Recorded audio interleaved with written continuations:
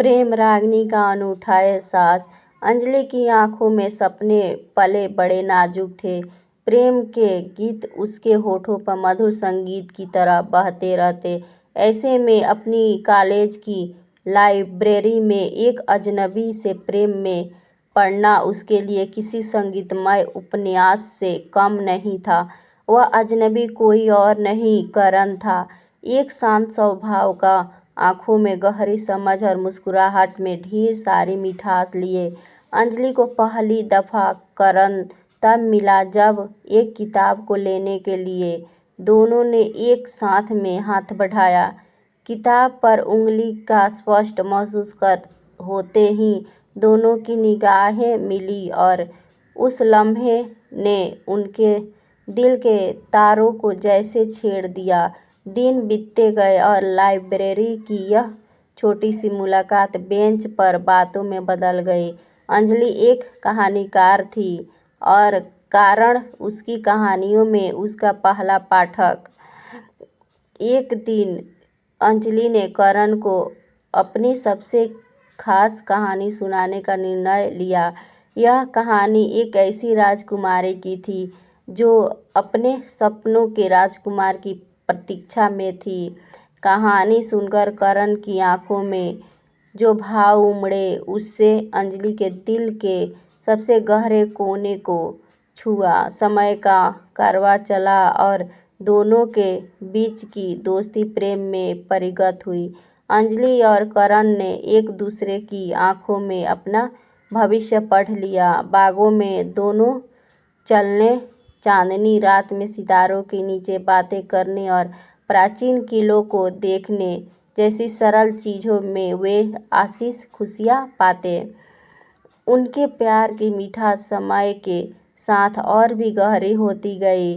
अतः अंजलि ने करण से कहा, क्या तुम मेरे सपने को राजकुमार हो? करण ने मुस्कुराते हुए जवाब दिया, अगर तुम्हारे सपने मुझे चुनते हैं तो हाँ, मैं वही हूँ। उस दिन से वे अटूट प्रेम की एक अनूठी परिभाषा बन गए। उनका प्रेम संगीतमय हो गया, जिनके हर स्वर में आत्मीयता और विश्वास की धुन थी। अंजलि और करण का प्रेम संसार के सब बंधनों से परे था। जब भी वे साथ होते, उनके चारों ओर का माहौल ही बदल जाता। वे चाहे बातें कर रहे हो या एक दूसरे के साथ चुपचाप बैठे हो, उनका प्यार अनकही भाषा में ही बातें करता। करण अंजलि को हर रोज एक नया सरप्राइज देने की सोचता। कभी वह उसके लिए गिटार बजाता तो कभी उसकी पसंदीदा किताब से प्यारे अनशन को चुपके से उसके बैग में रख देता।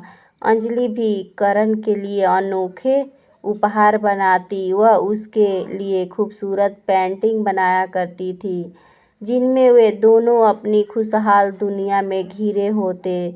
जब भी शहर में बारिश होती, वे दोनों चुपचाप किसी छतरी के नीचे खड़े होते और प्रकृति के इस खेल को निहारते।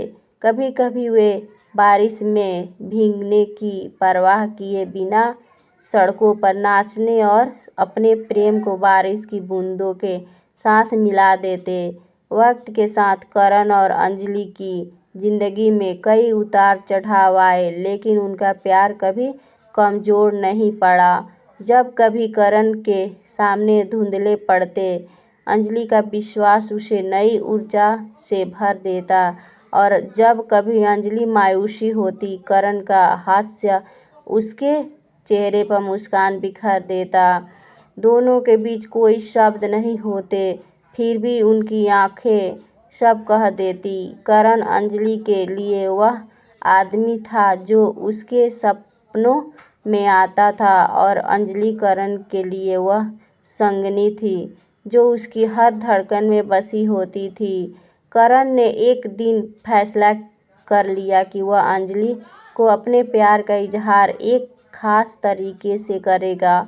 उसने अंजलि को एक नाव की सैर पर ले जाने का निमंत्रण दिया। उसके जिसकी कोई भी लड़की सपने में ही कल्पना कर सकती थी। सुनहरा सूरज ढल रहा था और पानी पर उसकी लालिमा बिखरी हुई थी। नाव के बीचों बीच एक खूबसूरत टेबल सजा था। अंजलि जैसे ही नाव पर चढ़ी, करण ने उसका हाथ थामा और उसे टेबल तक ले गया। नाव धीरे धीरे झील में बढ़ते लगी और प्राकृतिक सौंदर्य से भरे वातावरण में उन्होंने साथ में खाना खाया। करण ने टेबल के नीचे से एक छोटा सा वृंदावन निकाला, जिसमें एक सुनहरी अंगूठी चमक रही थी।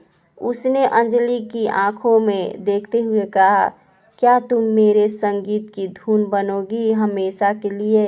वह लम्हा इतना जादुई था कि अंजलि की आंखों से खुशी के आंसू छलक पड़े।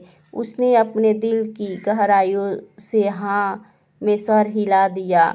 उस दिन के बाद से अंजलि और करण की जिंदगी एक संगीत की सुंदर रचना बन गई, जिसमें हर नोट प्यार और समर्पण की गाथा सुनाता था। वे साथ में जीवन के सुर और ताल को समझते गए और एक दूसरे के साथ हर पल को खुशियाँ से भरते गए।